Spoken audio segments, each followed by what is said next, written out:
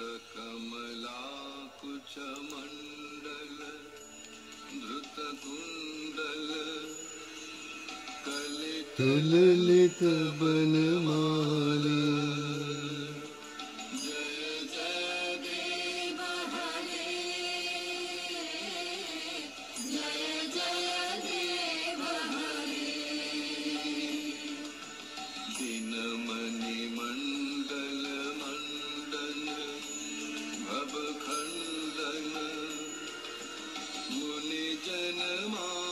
जनमानसहंस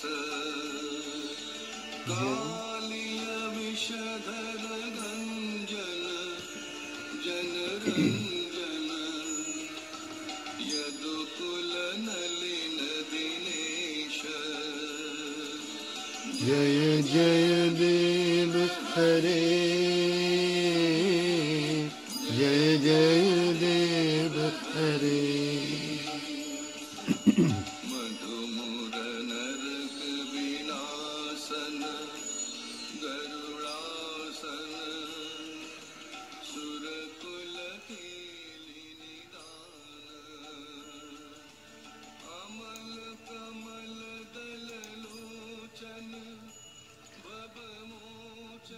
এই ছিল ভানু সিংহের পদাবলীর একেবারে শুরু প্রথম।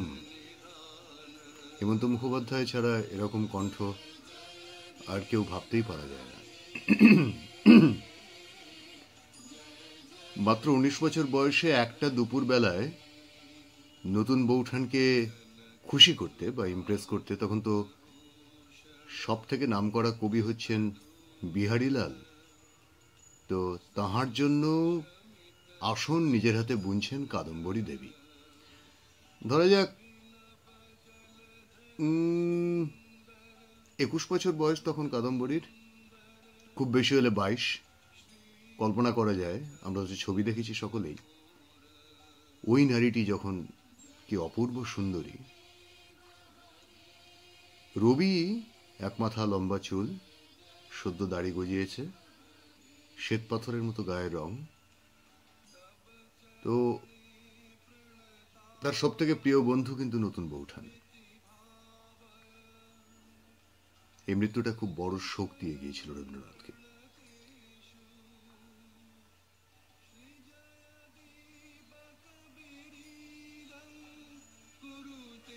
তো একটা দুপুরবেলা বৃষ্টি পড়ছে বাইরে,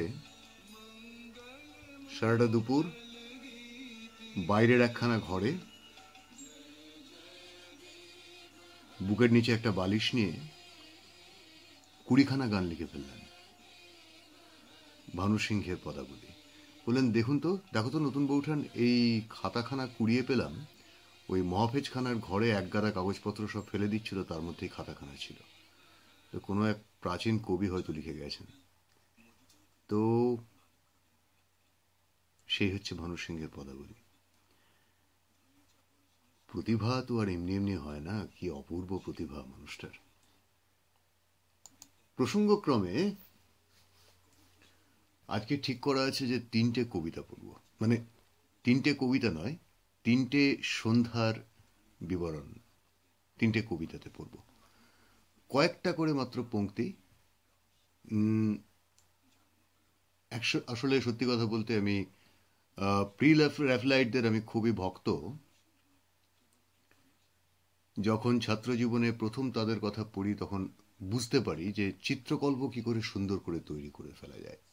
জাপানে এক ধরনের কবিতা আছে, তাকে বলা হয় হাইকু, মানে 3 লাইন 4 লাইনের কবিতা, তাতে একটা ছবি ফুটে ওঠে। যেমন পুরনো পুকুর, ব্যাঙের লাফ, জলের শব্দ, একটা পুরো ছবি ফুটে উঠলো কিনা, যে একটা পুরনো পুকুরের মধ্যে একটি ব্যাঙ লাফ দিয়ে পড়লো এবং জলে একটা ছপাক করে শব্দ হলো, ছবিটা স্পষ্ট দেখা গেল।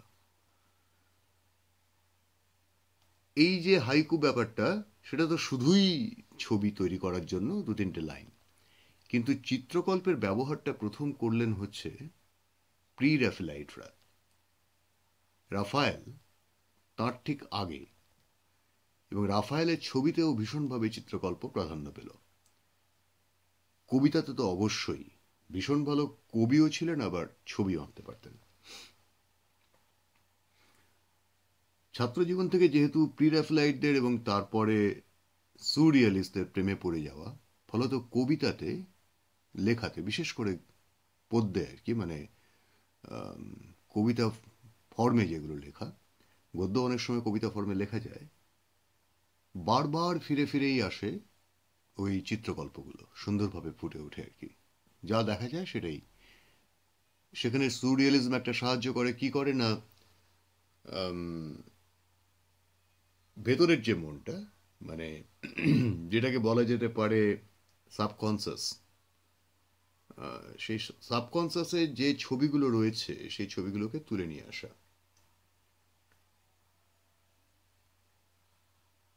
এটাই হচ্ছে সুরিয়ালিজমের কাজ। দালি যে কারণে দেখিয়েছেন যে ঘড়ি গলে পড়ে যাচ্ছে, মানে টাইম আর স্পেসটাকে ভেঙে দিচ্ছেন। জীবনানন্দ দাশও ঠিক একই কাজ করছেন, বাংলার প্রথম সুরিয়াল কবি সেই অর্থে। তিনটি সন্ধ্যা।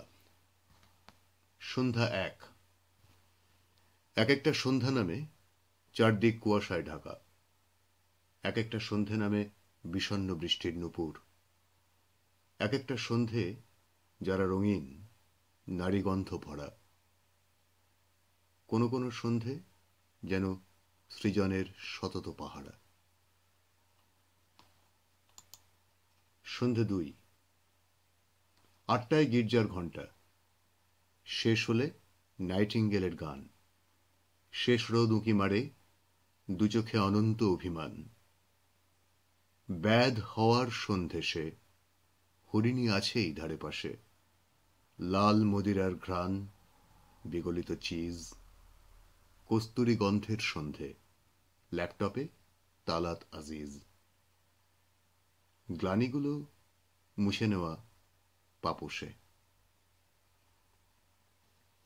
সন্ধে তিন, তিন সন্ধেবেলা ভূতে মারে ঢেলা, সে ঢেলায় আহত হয়েছি কতবার, বাল্যবিধবা সাথী পিসি উঠোনে প্রদীপ জ্বালিয়ে শাঁখে ফুঁ দিত তিন সন্ধ্যায়, আর ও বাড়ির ছাদে লুকিয়ে পিসির দিকে নির্নিমেষে তাকিয়ে থাকত হোসেন চাচা।